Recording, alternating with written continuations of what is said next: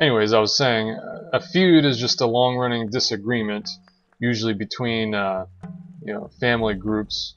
And that was common in some places during the Middle Ages because people thought in terms of pledging their loyalty first and foremost to those very small groups.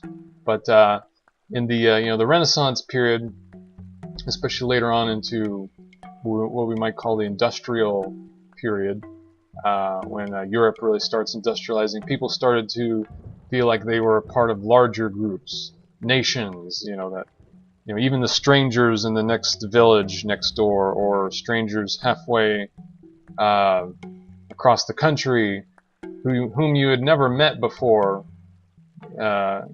People started to feel some affinity towards these strangers just because they happen to speak a similar dialect, a similar language as you, and they happen to maybe remember being part of some larger historical events that you were also a part of, wars and things like that, and religious traditions.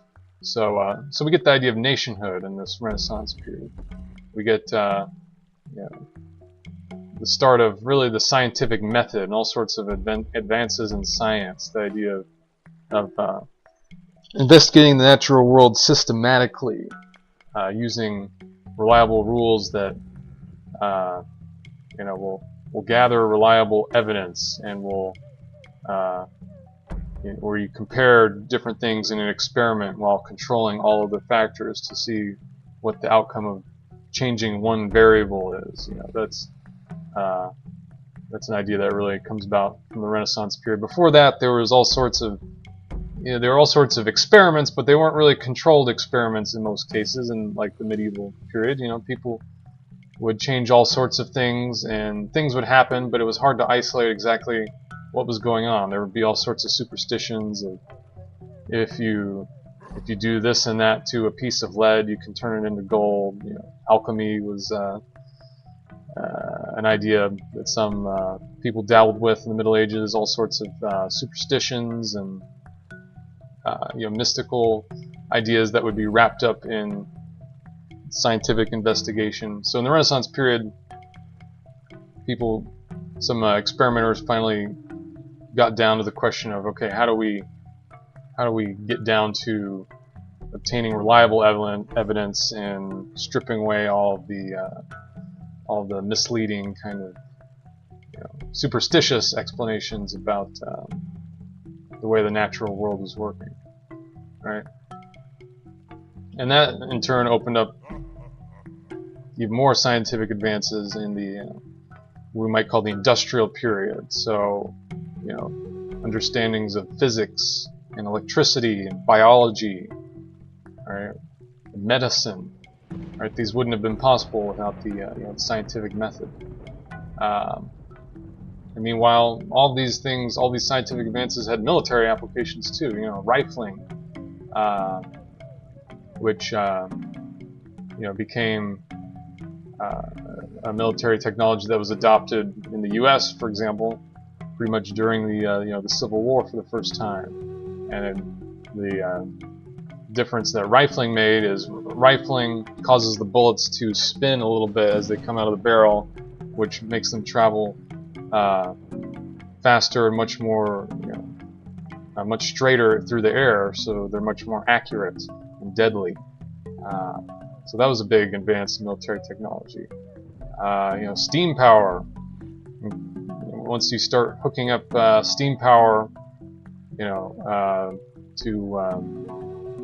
for machines, for example, that can just do repetitive motions over and over again, you can replace human labor and make those processes much more efficient. All right, which those machines would be aided by having the idea of replaceable parts, where if part of a machine breaks, you can change out a replaceable part instead of having to make a brand new gear or screw from scratch. You can just buy a whole load of them that have been churned out. The United States was a big forerunner in the idea of using replaceable parts. It's called the American system of manufacturers.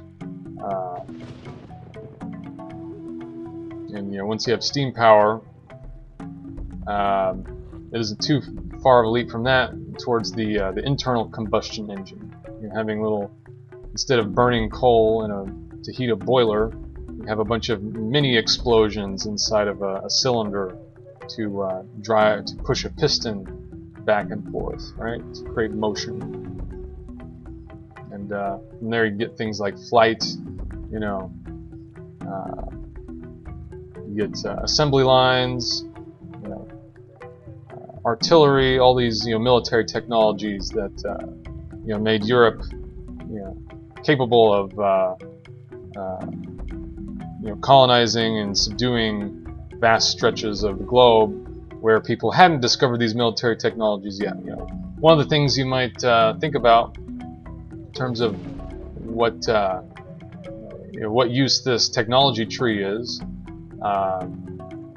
as a study aid is to think about using this as a way to explain why, for example, the British Empire, Britain, a tiny little basically island in the North Atlantic, was able to conquer an empire that spanned over 1/4 of the globe at one point. How is this tiny little country able to conquer such a large empire? Well, they had technologies like these. A lot of times they were colonizing, fighting people who didn't have, gunpowder or muskets or things, so they didn't have as strong military forces to fight back with.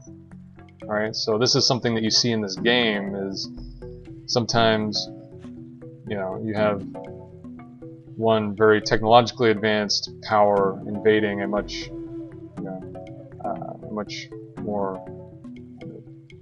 technologically backward power, you might say, and usually the results aren't pretty. So here we have the industrial era, like I mentioned, and then we get into what we might call the modern era. More modern technologies like radios, electronics, refrigeration, rockets, right, satellites, nuclear fission, right. So that kind of brings us up to the present day. Robotics, genetics, fiber optics, superconductors. These are sort of the cutting-edge technologies that people are working on today. Fusion, theoretically, it's always seemingly just around the corner, we're always told. But maybe one day, by the end of our lifetimes, we will have figured out how to actually use nuclear fusion to produce electricity, which, if we manage to do that, we'll have virtually unlimited amounts of electricity to use as a world civilization. So that would be very exciting if we could figure that out. But hopefully you see how one thing has to logically lead to another. You can't have railroads without steel. You can't have steel without chemistry knowledge and also engineering and ironworking. You can't have chemistry knowledge really without gunpowder. You can't have gunpowder without some learning from the Middle Ages in terms of from universities, from their early experimentations, or from guilds. I should mention something about guilds. What were guilds back in the Middle Ages? Well, they were organizations organized along lines of the same trade. For example, bakers and shoemakers would all organize together into a single guild, where they would regulate their production, they would set prices, they would ensure that members were making things at a high quality, so that their trade didn't get a bad reputation for shoddy products, and they would limit competition, which in a way made things slightly inefficient economically, because the production of these goods would be artificially suppressed so that the price would be driven up. Economists like Adam Smith objected to guilds for this reason. But guilds were an important part of the Middle Ages. They also oftentimes took care of their members in terms of providing for funerals and